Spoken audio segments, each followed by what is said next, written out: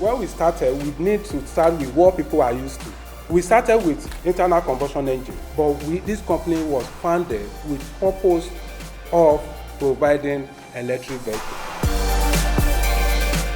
This is a local indigenous company that feel the pulse and feel the pain of indigenous company like JIGL. For us, we assemble this vehicle here in Nigeria.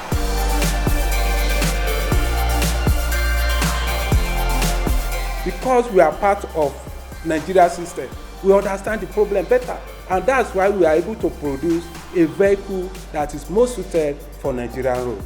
Some people ask us, why do we have to go electric? What about the poor infrastructure in the country? But we say to ourselves, why there will be challenges, we are looking for solutions.